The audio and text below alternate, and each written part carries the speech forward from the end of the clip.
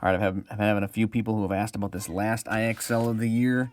At least it could be your last IXL, last weekly IXL of the year, G3, finding endpoints when they give you a midpoint, another endpoint of the line. Okay, so I'm going to go through a couple there. Now, there's two ways you can do them, okay? And I'll show you both ways in these videos. I'm just going to go through a couple IXL problems and show you what you could do. One way is graphing, and one way is kind of thinking, almost working backwards from how we found the midpoint, okay? But let me start with the graphing one. And like I said, then next round I'll do a midpoint one, okay? Like how the numbers can, the algebra can do it. So here, this first one, it says find, or it gives you the midpoint of a line. M is the midpoint of QR. It has coordinates 1, 7. So I'm going to plot 1, 7 right now on the graph. So here's the way I could do these, right? So I'm going to plot 1, 7 right in there. It's not a very good dot, but okay, there we go. Okay. And that is, I'm going to label that with M. Just don't get confused because that is the midpoint. That is helpful though, okay? Point R, okay, point R has coordinates at 2, 9. So 2, 9 is right here, okay? And that's one of the endpoints. So I need to find the other endpoint, right? Okay, find the coordinates of Q. So one way we can do this is almost like using the slope, you guys, okay? Look at this. This is the one endpoint of the line, and you go down 2 and left 1 to get to the midpoint. Well, the midpoint is always equidistant from the both of the endpoints, so I can just go down 2 more and left 1 more, and that should be the other endpoint. So it should be 0, 5 should be the coordinates for, I guess in this case this is Q, as they talked about us, okay?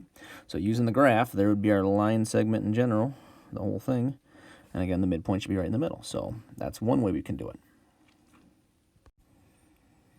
Okay, then in this problem here, now number 2, I'm going to show you the algebra way, or kind of working the reverse of the formula that we learned for midpoints.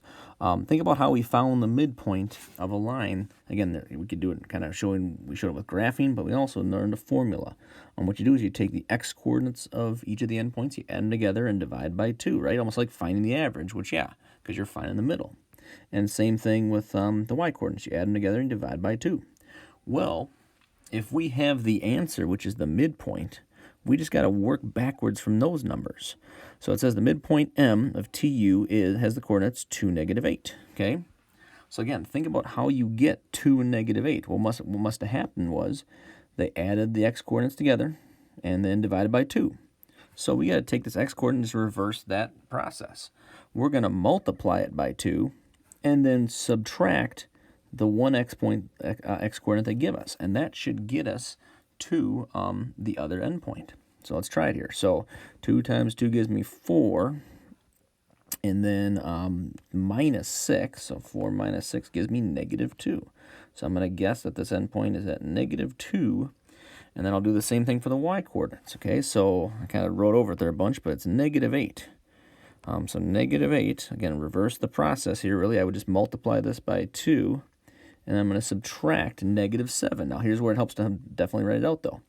-18, first of all, times 2 gives me -16, right?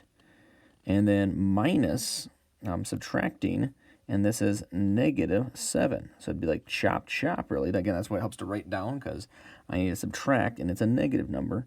That gives me -9. Okay, so now let's check it with all the points that we have to see if it makes any sense. It said the midpoint was at 2, -8. So I'm going to use the graph down here. Again, this is just extra, but it's a way we can see if we're right. There's the midpoint, supposedly, okay? And then our other points were at 6, -7. 6, -7, which is down here. Okay, and -2, -9. -2, -9. Which would be right here. And yeah, that looks about right in terms of where the endpoint should be and the midpoint, okay? So again, they're just showing the math way, though. If you like that better, you can use that. I'll give one more example of each one. Okay, so again, here's a new problem, and again, another one where I'm going to graph. They give us, again, the midpoint in this case. The midpoint of RS is 9, 4. So 9 over 9, up 4, 1, 2, 3, 4. So there's the midpoint, okay? Then they give us point S. Again, I really should be labeling these with those letters. 8, 8 is S. So here's S, 8, 8, okay? And now we're trying to find R. Okay, well, taking a look at it, it looks like we go down 1, 2, 3, 4, and over 1 to get to the midpoint. And since the midpoint's equidistant from each of the 2 points, I'm going to go down 1, 2, 3, 4 again, and over 1 again. And that should land me on point R right here, as long as I've counted correctly. Graphing, again, nice, easy way you can do it, especially when you got a big enough graph. That's the way I can find the midpoint. Oh, and sorry, I guess I should have said the point is, in this case, again, you're looking for the coordinates. It'd be 10, 0 for this one. Okay, and then again, one more problem now where I am doing kind of the algebra way, or again, just kind of working with the numbers to work backwards from the midpoint and find the other endpoint, okay? Again, I can use the graph to double check, but I'll just show you with the numbers what happens, right? So again, think about how they find the midpoint. Here's the formula. To find the midpoint, they add the x values and divide by 2 to find the x coordinate of the midpoint. So that means this value came from, okay, adding the 2 numbers together and dividing by 2. So I'm going to first times it by 2, okay, which gives me 29. And then I got to take 29 minus 16. I got to subtract off one endpoint to find the other one. Okay, oops, and it's not a very good 16, but I think you heard what I was saying here, what to do. 29 minus 16 gives me 13. So the endpoint, this other endpoint should be 13 something, okay? Let me write it over here. This is, I'm looking for point R. So R should be 13 something, okay? Same thing with the y coordinate. So I'm going to take what they give me, times this by 2 for the y coordinate, which would give me 23. Okay, and then I'm going to subtract off 5 in this case. In this case, I got to subtract off positive numbers, so I don't have to do any chop or anything like that.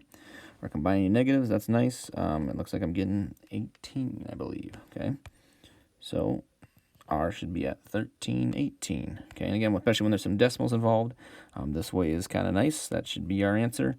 I'll just kind of, again, double check to make sure.